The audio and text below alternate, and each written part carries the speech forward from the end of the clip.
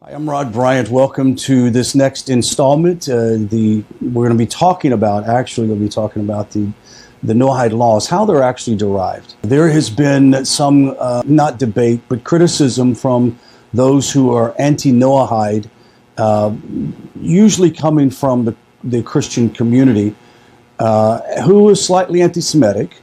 Will say the Noahide laws were just derived by a bunch of rabbis, and it's the Jews' way of trying to control non-Jews. And here we're going to find that there is actually a way that the laws were derived that's going to make sense to you. And the only way for a non-Jew, non-Noahide to be able to understand that is to take this course, to be able to understand that the laws of Hashem are derived in a very unique way, and they're not always explicit. And the use of the language and the process of interpretation has everything to do with the way the laws are understood. So as we go through this lesson, you're going to understand very quickly how the laws are derived. In the previous lessons, we got sort of a bird's eye view of the landscape of Torah learning. We reviewed many of the core texts and how they have shaped observance and study of Torah in the diaspora. We also have discussed the chain of Torah transmission and authority of authentic Torah interpretation. In this lesson, we're going to look at how the Noahide laws fit into the landscape of Torah learning, how they're derived from the Torah, and how they are interpreted. This lesson is an important precursor to the discussion of the Noahide laws in practice. First, let's look at the sources of the Noahide laws.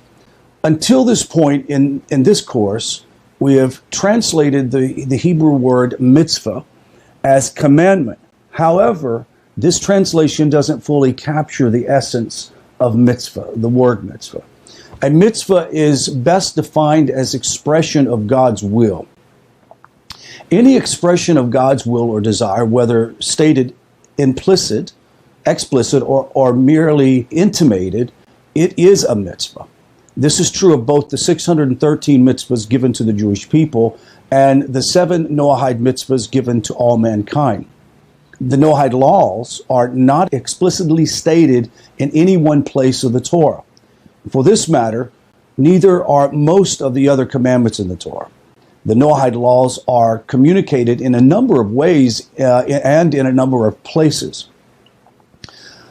As we see, they are even derived from mitzvahs given after Sinai. Now let's first look at the explicit commandments. These are going to be fairly obvious to you, and anyone with a basic introduction of the Genesis story will recognize some of these commandments. This one, for example, or these were given to mankind via Adam and Noah. Here's a few examples, and I'll give you the verses after I quote the verse. God blessed them, and God said to them, "Be fruitful and multiply. Fill the earth and subdue it, and rule over the fish of the sea, the bird of the sky, and every living thing that moves on the earth." Genesis 1:28. Here's another one. "Therefore, a man shall leave his father and mother and cling to his wife, and they shall become one flesh." Genesis 2:24. How about this one? "But flesh with its soul is its blood, you shall not eat." Genesis 9:4. Here's another one. "However, your blood that belongs to your souls will demand of every beast, I will demand it, but of man, of every man, for that of his brother, I will demand the soul of a man, whoever sheds the blood of man.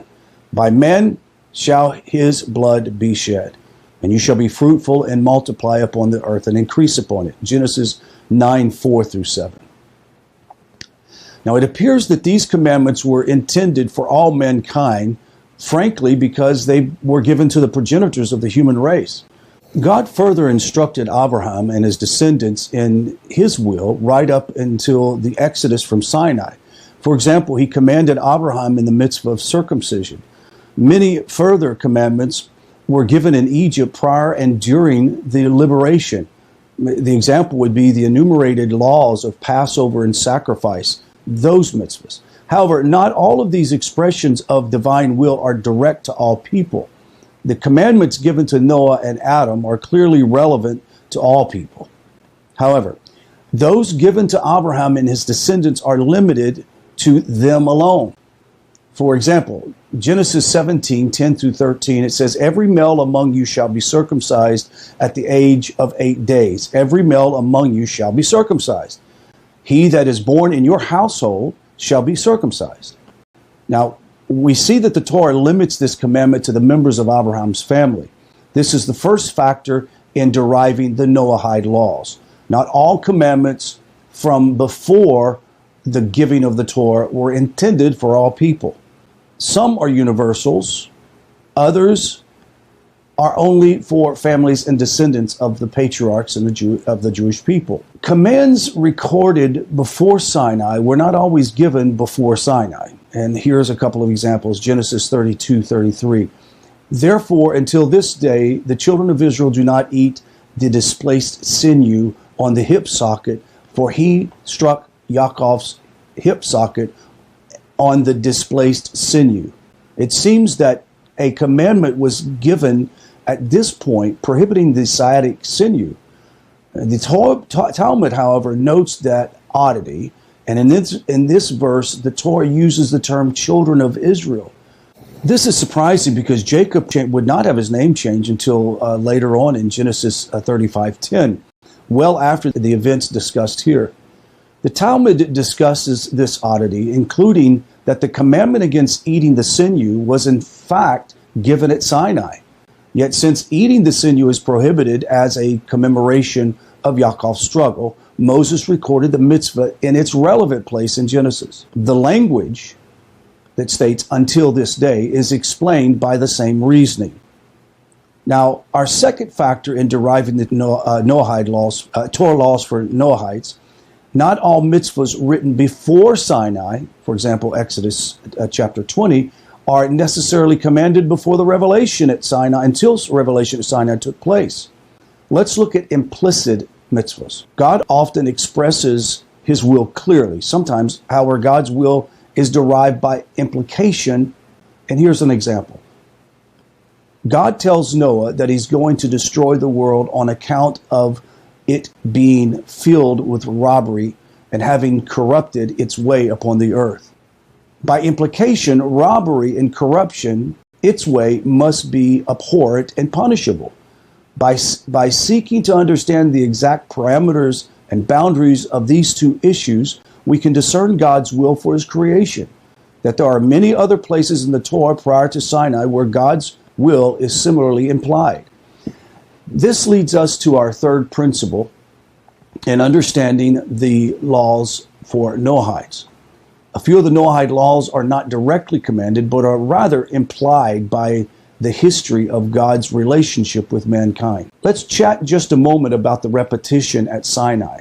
Some of the Noahide laws, whether communicated explicitly or implicitly, are repeated by God when giving the Torah at Sinai. For example, against murder, theft. Others would be like, "Be fruitful and multiply." If these laws are universal, already incumbent on mankind, then what is the point of repeating them again? And if there is some need for their repetition, then why only some of them are repeated? The rabbis of the Talmud discusses this question in depth, comparing examples, looking at specific cases, and eventually derive the only conclusion that makes sense and are consistent with the rest of Torah.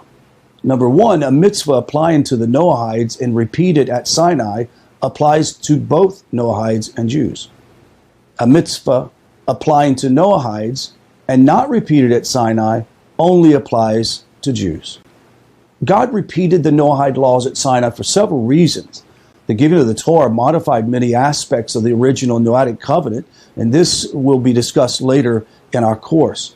Among the changes it caused was that it revised the universal quality of many of the mitzvahs given before Sinai. Once the Torah was entrusted to Israel, all commandments given before Sinai ceased to be universal and instead applied only to the Jews.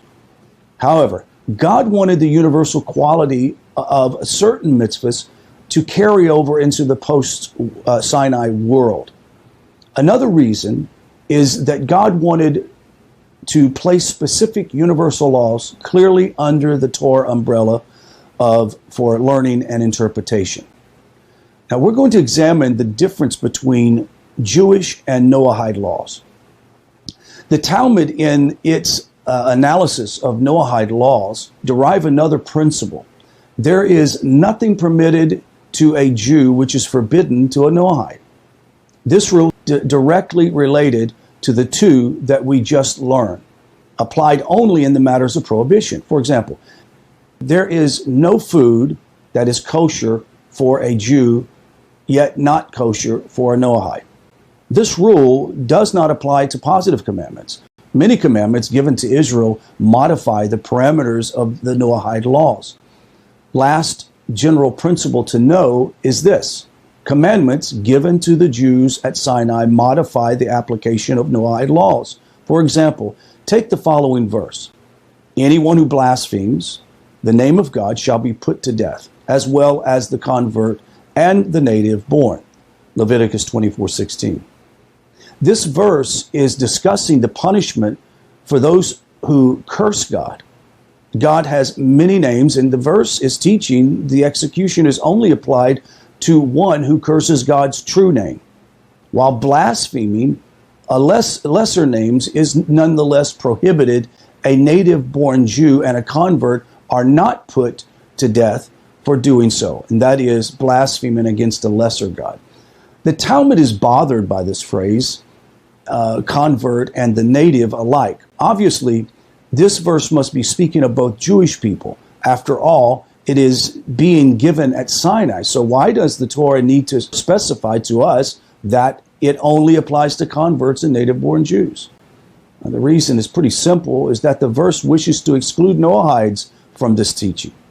The verse is saying that only Jews are executed for cursing one of God's true names and are not executed for cursing lesser names. However, Noahides are executed for cursing even lesser names of God. So bottom line, Noahides are given more restriction to say that they are not allowed to curse or denigrate or make common the holy name of God or anything attaining to God. Applying these principles, by overlaying all of these principles and filtering the Torah through them, the Noahide laws and their structure begins to emerge. However, it takes tremendous amount of scholarship and intense knowledge of the text and methods involved to derive the laws. The good news is that the rabbis of the Talmud have recorded much of the analysis for us.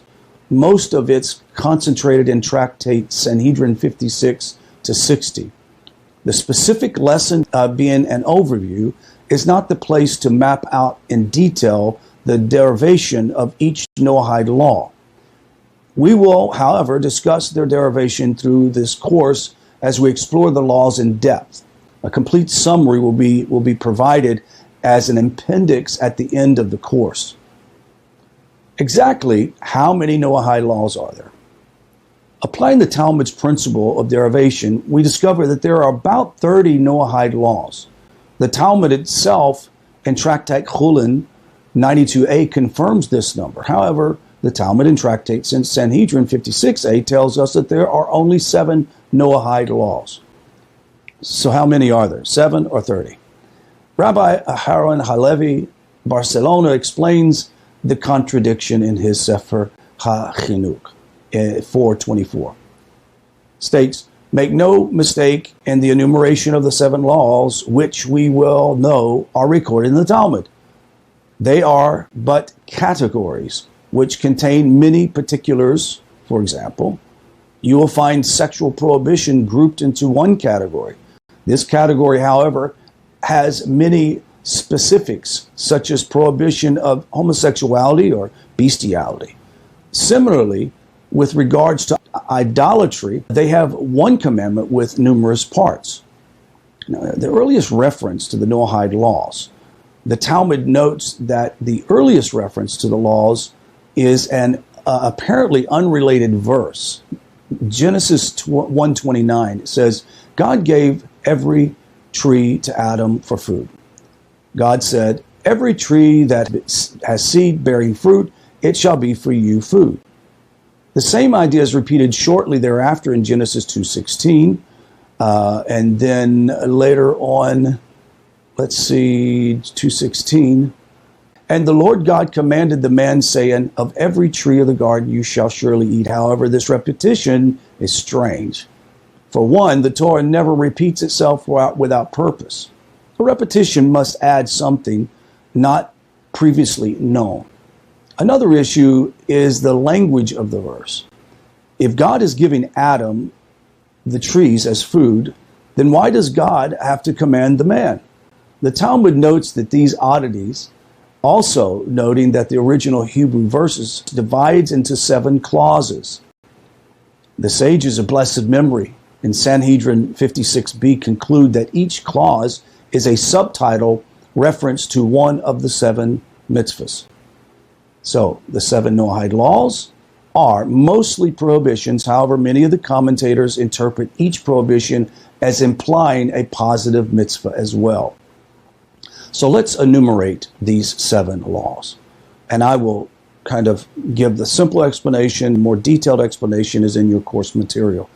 Establishing courts of justice, prohibition against blasphemy, prohibition of idolatry, the prohibition of murder, the prohibition of incest and sexual immorality, the prohibition of theft, the prohibition of eating a limb torn from a living animal. And later on, we're going to find out that these are actually we've already learned there's 7 categories. Each one of them are filtered into the root of 613. Now, there are statements for 30 Noahide laws, and let me show you how the 7 are rooted into 30, which are rooted into probably 70 more laws. Let me give you an example. If the Torah Noahide law says to not if, but when it says to not conduct sexual immorality, well, one must consult the rest of the Torah to find out, how does God enumerate sexual immorality and what does it mean? That's how we find out, and that's why we find that a lot of the study of Torah laws, or the 613, that may not directly apply to the Noahide, indirectly does for sure, because it gives us the parameters by which the 7 are determined. Now, the earliest surviving statement of the Noahide laws with their explained derivations is from the Torah commentary of Rabbi Shmuel ben Chofni of Gaon. He lived around 1034 in Iraq. Here's how his is broken down. Idolatry, belief in one God, prohibition of idolatry.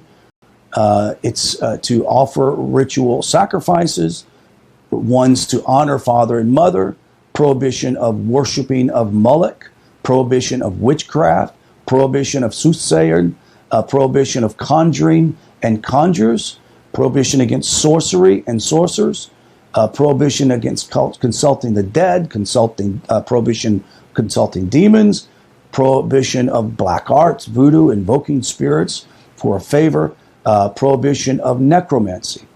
Next of the category, blasphemy. Prohibition of blasphemy meant that we are to pray as a mitzvah. Prohibition of false oath. Here's the next category, prohibition of suicide, prohibition of murder are those 2 things. Sexual immorality. Here we go. There is prohibition of adultery, to engage in formal marriage, prohibition of incest with a sister, prohibition of homosexuality, prohibition of bestiality, prohibition of castration. Whew, we're getting through this. And not to eat torn from a living animal. Here are the other ones that are derived from that one. Prohibition of eating a limb of an animal that died naturally. Prohibition of eating a limb of a living animal. Prohibition of eating or drinking blood. Prohibition of crossbreeding animals. Now let's look at justice, to establish courts of justice. And last but not least, the prohibition of theft and robbery. With that being said, you're going to find out, and in your course material, there are more lists from other rabbis that have enumerated these laws with either something added or something that is not added to that list. Now, later authorities have further derivations to these lists, and these lists are neither the definitive nor the final derivation of the Torah laws. I would venture to say that as Noahidism grows in the nations, there are going to be more clarification given to the Noahide community from our rabbis. There's only one statement of the core principles.